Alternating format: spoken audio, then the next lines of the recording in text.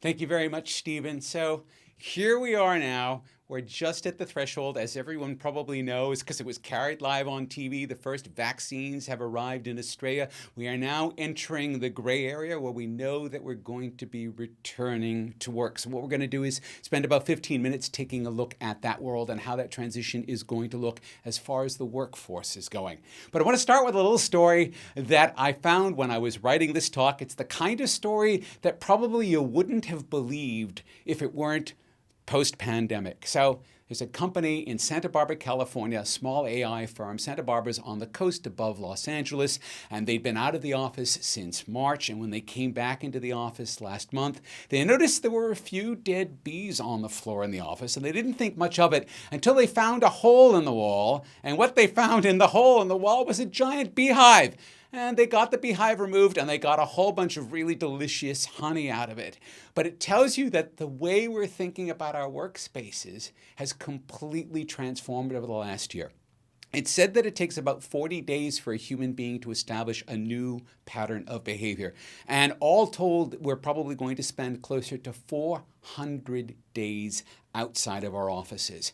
And it's not even quite clear yet when we're going to be back in our offices, because the environment that we're living in right now is highly unstable. And you need look no further than what happened in WA last month and what just completed in Victoria at midnight last night to get a sense of the fact that we're very much in the middle zone between being in lockdown and social distancing and being back in the office. But we know, because the vaccine is being rolled out, because we are opening more and more up, that in fact our offices will start to reopen, certainly by the middle of this year. So we now need to take a look at the structure of the post-pandemic workforce after that 400-day gap that has fundamentally changed behavior. So what we can see in the data already is that the post-pandemic workforce breaks down into three classes of workers. The folks who are raring to get back into the office, they always want to be in the office. They always want to be around other people. The folks who never want to go back in the office, these are the nevers. They are just not coming back. And then the folks who are somewhere in between, who actually do want to be in the office, but also treasure that flexibility. So what I want to do is drill down into each of these three segments and understand how we're going to deal with them, how we're going to manage them, how we're going to build office space for them. All right. So the first one is the folks who are raring to get back into the office. You probably know someone who snuck into the office during a lockdown. You might even be one of those people. Several of my close friends, even though there was no one in the office, they would sneak back into the office and get work done in the office because it made them happy. The people who are the always are the people who are the people. They are the extroverts. Take a look at that. That's just a clip art photo. That photo is impossible to imagine in the era of COVID, but you can tell that there's a whole class of people who are raring to get back to this kind of closeness in the office. They do their best creative work when they're being surrounded by other people. And as we go back into these offices, they're going to get some of that. But they're not going to get all of it, because a lot of people who will be working with these people who are back in the offices are not going to be back in the offices with them. Some of them not back in the offices at all. A larger set just back in the offices some of the time. And if you are a person who is person-focused, who is motivated by connecting directly to other people, what do you do when all of a sudden the agents of your motivation have suddenly disappeared? This is where technology steps in, because we can use technology to create some of those connections. And of course, we have all these technologies like GoToMeeting and all of the other ways we use to stay connected. It is fantastic. It has certainly worked great over the last year. It is, however, in the long term, only part of the solution. The rest of the solution is psychological. It involves connecting with the manager, because it turns out that particularly for this class of worker, face-to-face managing is more important than it ever has been. The manager needs to check in with this always employee and say, okay, where are you right now? Who are you having trouble connecting with? How can we facilitate staying connected with those people that you need to be connected with in order to do your best work? And so the manager is really working with that employee to understand how they can best manage the connectivity that they have in the post-pandemic world. All right, so that's an important part of the story, but those are the always. In some ways, they're going to be the same as ever, but they're going to face new challenges. Now we come to a different class of workers. These are the nevers. And it's estimated that it's around 25, 20%, 27% of the workforce is never coming back into the office. And it's also estimated that the pandemic basically doubled the number of people who are interested in remote only or remote primarily work. So we've got now more than a quarter of the workforce. And these people are so serious about it that if they don't get remote work, they will change work to a job that offers them remote work. This is how serious it is. So we have to understand that the pattern that has developed over the last 400 days has produced in them a permanent change in their style of working. And managing a remote worker is actually a different sort of beast. The first thing that we need to understand at the organizational level is that organizations need to present a very clear remote work policy for these employees. Now, most organizations developed very fast, very ad hoc policies because they had to during the lockdowns in the pandemic. But it's time now to start to think about what those policies mean going forward.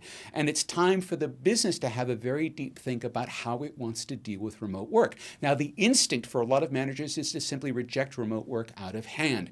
That is probably not going to be the best possible strategy because some of your best workers who will really need remote work going on now because they've had 400 days of it and they're just going to stick to that, they will need that. And so the policy here is a way of making ends meet between what the organization requires of the employee and what the employee now needs.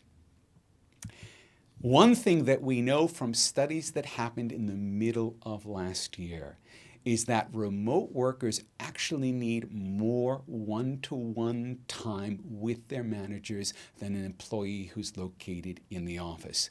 The big reason for that is because a remote worker lacks all of the occasional connections at the water cooler, at the lunch table, in the elevator. All of the serendipities that go with being in the office are lost. And so a remote worker in some ways can become unmoored. And what they noted was that a remote worker who didn't have a lot more one-to-one time with their manager, that's over an electronic form, they started to basically overwork, and they started to overwork themselves into burnout. And so the manager becomes, in a sense, the psychologist who is checking in on the remote worker, checking in on their mental health, checking in on how they're staying the course with their work. As they develop as a remote worker, they will start to embody these skills. They'll need to lead less of that. But the manager will still need to be there offering them lots of one-to-one face time so that they can feel that connection to the organization and the organization's goals. Now, what that means is that when managers have a larger number of fully remote workers, the demands on their time will change significantly because they will now need to spend more time managing those remote workers. And that means that managers themselves may have to allocate their management tasks differently. They may be able to manage fewer employees as a result because more is involved in managing, in particular, each remote worker. So this is something also to consider, not just about the remote employee, but for the manager of those remote employees. Okay, now we come to the undiscovered country, the hybrid worker, a class of worker that basically didn't exist. We kind of had part-time workers before the pandemic, but now we have this enormous class of hybrid workers. And the low-end estimate of hybrid workers is 40%. Alan Kohler last week on the ABC suggested it could be as high as 67%. I think the reason why these numbers vary right now is because what we're seeing is people are adjusting to this idea of hybrid work, where you're spending some time in the office and you're spending some time working elsewhere, whether that's working from home, a home office, or just working remotely. These folks have had a revelation in these last 400 days. They have now understood that there's a way to be able to do things flexible, that they can actually do things that keep them at home with the family when that makes sense and brings them into the office in connection with others when that makes sense, and that they can actually manage the two, that they have the freedom, they have the responsibility, and they have the understanding to be able to make all of those manage. But the first thing that we need to understand is that every hybrid worker is having hybrid work for a different reason. Sometimes it's family, sometimes it's carer responsibilities. Sometimes it's just where they're living. A lot of people have now moved further from the city, and so their commutes are substantially longer. They're what we call super commuters. So they're enjoying a different quality of life, but that means that coming into work becomes a more difficult ask. Every hybrid worker has their own set of needs. Those needs are not fixed. They will evolve over time. So how does an organization now deal with this enormous class of its workforce, which is presenting a whole set of different needs? Well, as we said with the remote workers, policy is a great starting point here. How does the organization want to think about basically taking care of their hybrid workforce? What are the best ways to be able to do that? When you're having a conversation with the hybrid worker around what their needs are, what is the negotiation between what the organization needs from them, what the worker is capable of providing, and where can they meet? And most importantly, how can we bake in flexibility in this relationship? Because there's not only not going to be a one-size-fits-all solution here, but from day to day and from time to time, the remote worker, the hybrid worker's needs are going to change and are going to evolve. So the idea here is that if you build flexibility into this at the policy and negotiation level, then everyone has a common framework for being able to get to a hybrid working solution that works for every party. And we see a lot of organizations experimenting now with core hours or with core days. Some organizations are starting to adopt 4-day weeks.